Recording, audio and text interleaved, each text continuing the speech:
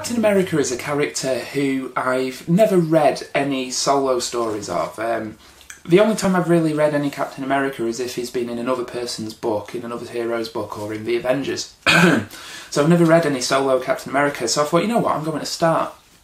And where best to start turned out to be Ed Brubaker's Winter Soldier. This is the Ultimate Collection version, which I think is now out of print because they're going to be reprinting it for the release of the movie early next year.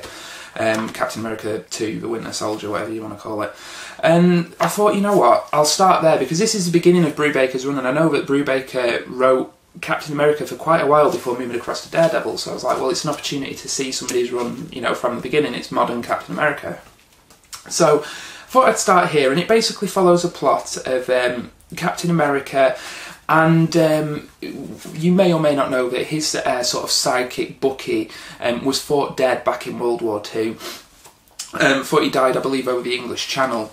So when a spate of assassinations and murders occurs throughout this story, and it seems to be the result of a character called the Winter Soldier, who is a sort of brainwashed assassin working for the Soviets.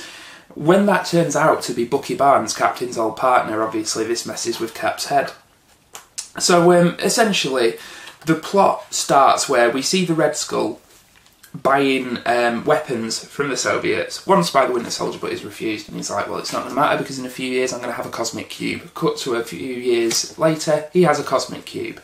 Needless to say, without going into too much detail, that cosmic cube ends up in the hands of a Russian general, just so happens to be the Russian general who gives the Winter Soldier his commands, and it starts to mess with the status quo of the Marvel Universe. It's a cosmic cube, it can basically make anything into reality or anything into the opposite of reality. It can have infinite powers and whatnot. So yeah, that's basically spells trouble for America and S.H.I.E.L.D. and the free world in general. So basically we have Captain America working alongside S.H.I.E.L.D. and actually S.H.I.E.L.D's presence in this book is quite prevalent, and that's one thing I did wonder going in, like, is it going to be sort of bogged down with S.H.I.E.L.D. characters? And while there are a lot in there and S.H.I.E.L.D. plays a big part, it didn't feel like it overcame the Captain America arc, you know, because it is basically an arc about him and him discovering things about his past that he never knew, coming to terms with what Bucky Barnes has become at the hands of the Soviets. They basically fished him out of the English Channel, rebuilt him with a bionic arm and set him on his way as an assassin, and Captain America has to sort of come to terms with that.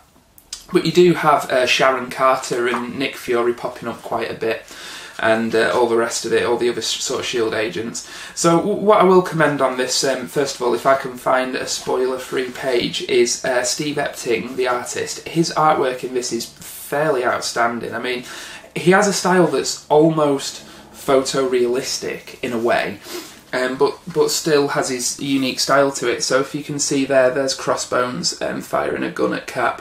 You know, that artwork is pretty amazing. So the artwork throughout the book is fantastic. I think the only time that a different artist comes in is when it tells the story of Jack Monroe, who was not necessarily an imposter, but he played Bucky in the 50s while Captain was frozen and Bucky was presumed dead. You know, he had another Captain America stand-in, and Jack Monroe was the new Bucky, but he was a bit of a psychopath and a bit tapped. Basically, that sort of one-shot issue, as you can see here, there's the different sort of artwork in that issue, says to that basically the super soldier serum that has been given to Jack Monroe is killing him. You know, his body has so much of it in it, and it's had it in it for so long that it can no longer function, and it's very slowly killing him, and he's sort of coming to terms with that and starts to lose his mind. I have to say, actually, that issue is probably the best issue in the run. You know, it shows him starting to lose his edge and lose his mind, and he beats up what he thinks are thugs, but it turns out to be just innocent bystanders. But the way he sees the world is that, you know, he can't trust what he sees. And I thought that's really interesting because, you know, does anybody ever really ask a question like all these, you know, like whatever the case may be that gives people the powers, but in this case a super soldier serum, what sort of effect would that have on a person? Not a good one, it turns out. So yeah, and also the story as well, what I like about this is they treat it, Brubaker treats it as almost a sort of 1970s political espionage thriller. I mean, the Winter Soldier, which is, you know, the title character of this, is largely unseen until the last few issues, until the revelation that it's Bucky. And to be honest, that's not really a spoiler, because you'll probably know that going in. But it's fairly apparent, you know, from the first sort of issue or so that it's going to be Bucky. So basically, I like the fact that the Winter Soldier remains hidden for most of it, because I think it almost builds a lot more tension. It's a good way to sort of build a villain, is keep them unseen and just refer to them, you know, as being deadly or the best at what they do. And, you know, if you keep them hidden from the audience, it builds that element of anticipation, and I think Brubaker does that to great effect. There is quite a lot of, he does go down the route of corporate espionage in this, you know, where he has the Russian general who is in possession of the Cosmic Cube, be the head of like a giant energy corporation, wanting to buy out rival corporations, using the Cosmic Cube to his own ends. I like all that, because that's sort of, you know, you can imagine that's a real world depiction of what might happen should somebody come into possession of something like that. And I know that people herald the Ultimates by Bart Miller as like, that's the ultimate sort of real world depiction of Captain America and the Avengers and da-da-da. No. The Ultimates is overrated, if anything. I mean, I wouldn't make an argument that it's not a very good book. I did review it a while back. Go and check out that review if you want my opinion on the Ultimates. This, for me, is a sort of true real-world depiction of Captain America. You know, his villain is a Russian general trying to take over corporate Western culture and make money in the process and have his rivals assassinated. It's like, I'm sure that sort of shit happens in day-to-day life, you know, not a bionic sort of assassin or a Cosmic Cube, but, you know, questionable tactics taken by giant corporations on the world stage. So I liked that. It made it relatable. It sort of grounded it in reality for me. And the actual depiction of Cap himself is a pretty good depiction. You know, he's still, to a certain extent, a man out of time, but he's becoming comfortable with his surroundings now. He's very sort of... He's always been very sort of sure of himself as a character and his morality, but in this, when his memories become distorted by the Cosmic Cube and he's thinking back to the war and thinking, did that really happen? I don't remember it like that. You know, he starts to question himself, and that sort of element of how Brubaker writes the character is very interesting now. You will have seen that I've already reviewed Daredevil by Brian Michael Bendis.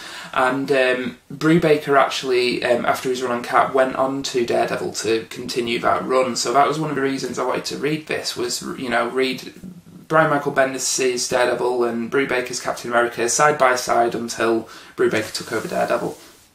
And what I do like about this is Brubaker basically develops Captain America in a way that you could only develop Captain America.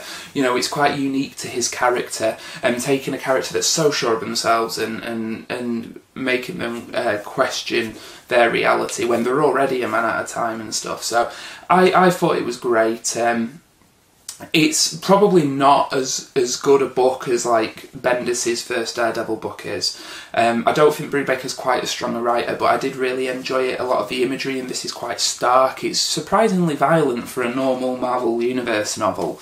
And it's a great book. I would recommend it. I'm definitely going to continue with the Captain America run by Ed Brubaker. I believe the next book is Red Menace, the Ultimate Collection, so I'll be picking that up at some point and continuing. But The Winter Soldier is, you know, a good book. If you're into your sort of 70s political thrillers or espionage thrillers, like sort of, I don't know, it just reminded me tonally almost of like All the President's Men and The Conversation, and I'm sure that must be intentional on the part of Brubaker, but that was the element of it I really liked. It sort of harkened back to a period of cinema which I really love and have a soft spot for. So Captain America the Winter Soldier, I would recommend if you're interested in reading the character before the next movie comes out. Start here. It's a good jumping on point and I would highly recommend it.